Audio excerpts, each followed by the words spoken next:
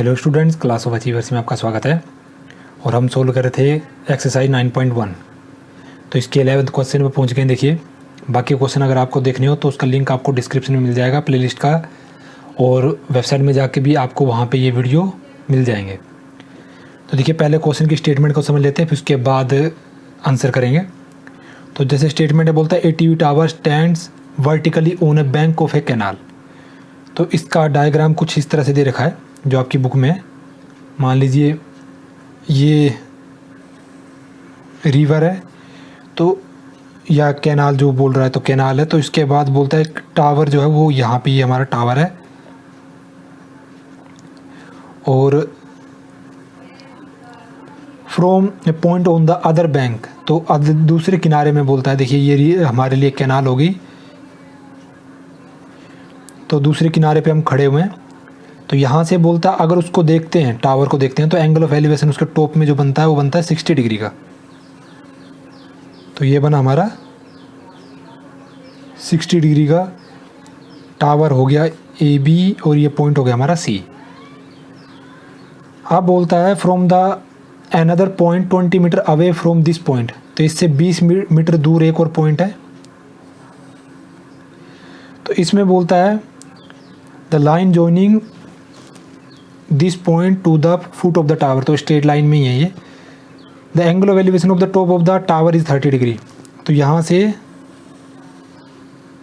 जो टॉप जो है टावर का, उसका एंगल जो बनता है वो बनता है 30 डिग्री का। इसको नाम देते हैं डी पॉइंट। डिस्टेंस कितना बोल रखा है, तो डिस्टेंस हमें बता रखा है यहाँ पे 20 मीटर का। इस पॉइंट से बता रखा है वो डिस्टेंस 20 मीटर जो है।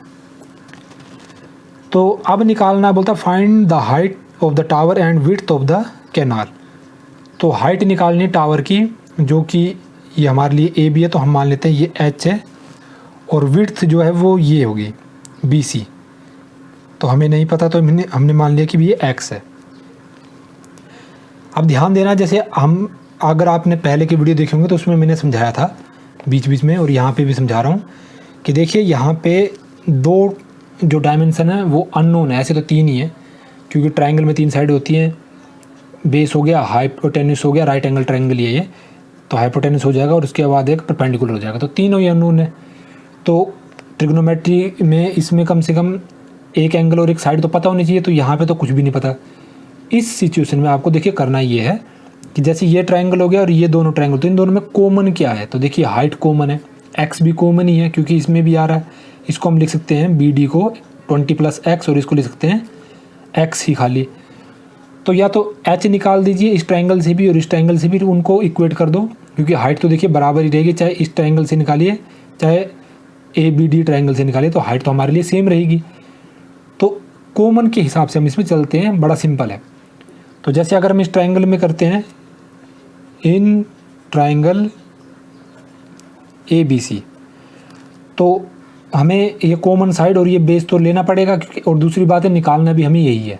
तो इसमें लगेगा tan का फॉर्मूला, tan 60 = परपेंडिकुलर अपॉन में बेस। और tan 60 की जो वैल्यू होती है वो है √3। तो यहाँ पे बनेगा √3 = h/x। तो यहाँ पे अगर अब वो हमारे ऊपर डिपेंड है कि हम x निकालेंगे या h निकालेंगे। जैसे मैंने कहा, अगर आपको h चाहिए तो h हो जाएगा √3 × x, और मैं यहाँ पे पहले x निकाल देता हूँ। तो x हो जाएगा h/√3। ये होगी हमारे लिए फर्स्ट इक्वेशन। उसी तरह से अब इस ट्रायंगल को लेंगे हम।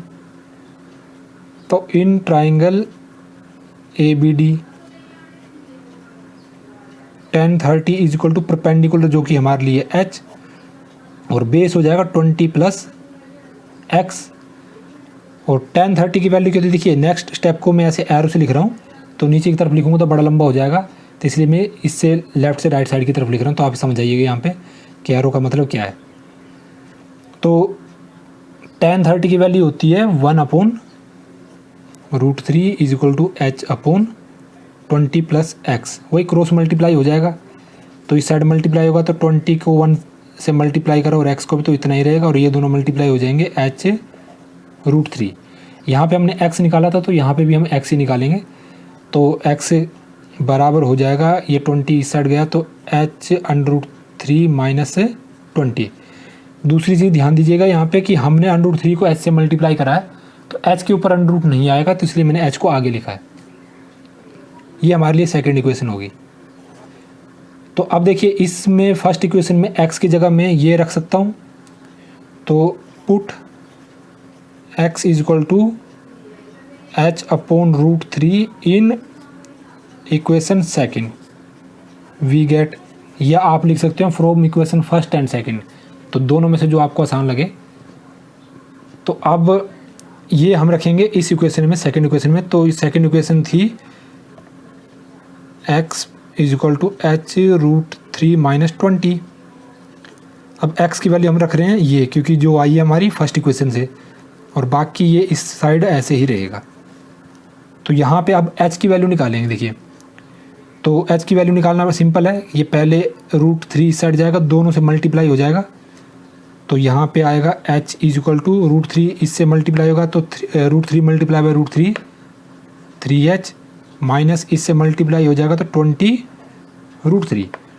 फिर h वाली टर्म को एक साइड ले आओ, तो ये h तो इस साइड ही था, अब इसको अब इस साइड लाए तो minus 3h is equal to minus 20√3। 3 में से इसके आगे कुछ नहीं तो 1 लेते हैं, तो 3 में से 1 गया तो बचेगा 2h और निशान लगेगा बड़े का, माइनस 20√3, माइनस से माइनस कट जाएगा, तो हमारे पास जो h आएगा वो आएगा 20√3/2 डिवाइड करके आएगा 10√3, और डिस्टेंस मीटर में था तो ये भी मीटर में आ जाएगा। तो ये हमारे पास आ गई हाइट। अब दूसरी चीज़ हमें x निकालना है। तो देखिए जो फर्स्ट इक्वेशन है हमारी, इसमें रख दीजिए जो h है, तो हम लिखेंगे फ्रॉम इक्वेशन फर्स्ट x जो है वो है h/√3 के बराबर, और जो हमारा h आया वो है 10√3/√3। तो अब इसको रैशनलाइज कर देंगे, ये रैशनलाइज करने की जरूरत है, इसमें √3 से √3 कट जाएगा क्योंकि मल्टीप्लाई में, तो आ गया हमारा 10 मीटर। तो हमारा x भी आ गया। तो दोनों चीज़ें जो पूछ रखी थी देखिए क्वेश्चन में कि find the height of the tower, तो h भी आ गया, और ये विड्थ निकालनी थी, ये भी आ गई। तो इस तरह से है पूरा क्वेश्चन का आंसर। मुझे लगता है आपको समझ आ गया होगा। अगर नहीं आया होगा तो 1-2 बार इस वीडियो को फिर से देखना, आपको समझ आ जाएगा। उसके बाद भी कोई डाउट रह जाएगा तो कमेंट कर दीजिएगा, मैं कमेंट में समझाने की कोशिश करूँगा। और किसी और क्वेश्चन में अगर दिक्कत हो तो कमेंट बॉक्स में लिख दीजिएगा, उस पर वीडियो बना दूंगा। और ये वीडियो देखने के लिए आपका बहुत बहुत धन्यवाद। बाय।